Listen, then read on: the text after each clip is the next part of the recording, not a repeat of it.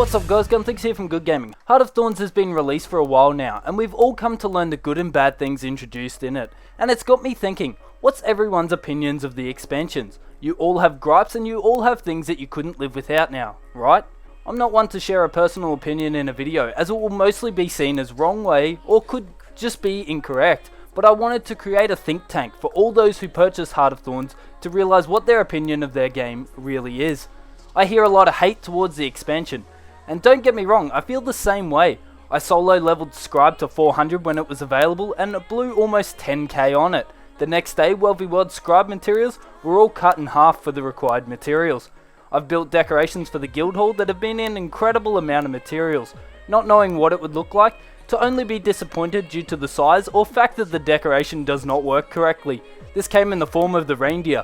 When we first placed it, you couldn't even break it to reveal the reindeer, so we had a large block of ice in our hall for 1 week before it was fixed. World has been destroyed time and time again, and it's become a joke, where it was the reason you joined a server, and with future patches they hope to repair it. But I continue to ask the question, what was wrong with it in the first place? PvP continues to be the main focus of ANET, and anything that competes with them, and their view of it becoming a PvP and story focused games, gets shut down, i.e. dungeons.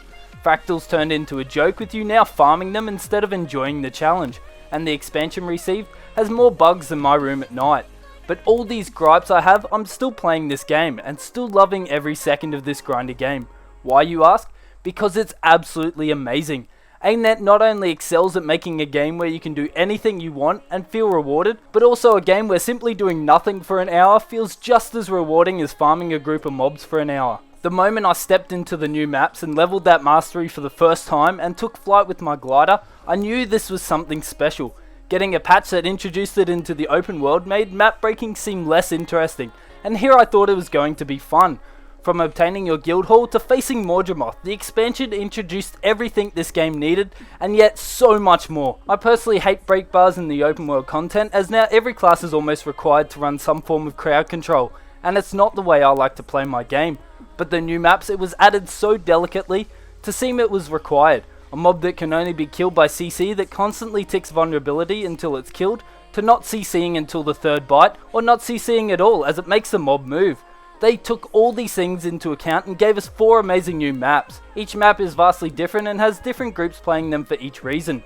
Maps fill and empty now, and the LFG system, although in need of some serious revamp, which would be a raid tab, is always full of maps you can join to have a party or simply do some of the new events available. One map has Mordramoth beneath it, and the map is broken apart from it trying to take down the pack fleet. Another map introduces a race known as the Exalted, while another map feels as though someone was on some serious drugs when they made the paths and tunnel system. But a little time on each of these maps allow you to discover the sheer beauty and time taken to weave these wonderful maps.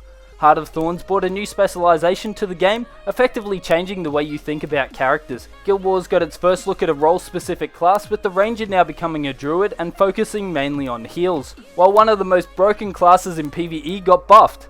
Then it seemed it wasn't enough, so it got a patch that made its burns even more powerful. Warrior for life. Raids came out and was a huge focus for a lot of people, and I guess it still is. Although they don't appeal to me, I have finished raids and they seem expertly crafted. Minimal bugs, perfectly balanced bosses, and the sense of accomplishment that is all contained within its walls. I'm not going to be like others who have reviewed or talked about the expansion, as I am a gamer above all else. I hate when things are changed, and whinge when nothing is changed. In truth, I'm not sure what I want, or what I want in a perfect game. And if it was perfect, would I still be playing it? With the new expansion, I felt this game would change, and the things that have changed for me, it's almost a perfect balance of destroying what I loved about Guild Wars, to introducing what I now cannot live without. I realise this may get hate, and called incorrect, but this game deserves a real opinion, and I would love to know your thoughts on the expansion, or just Guild Wars in general, so be sure to leave us a comment, and as always, may your Guild Wars be good.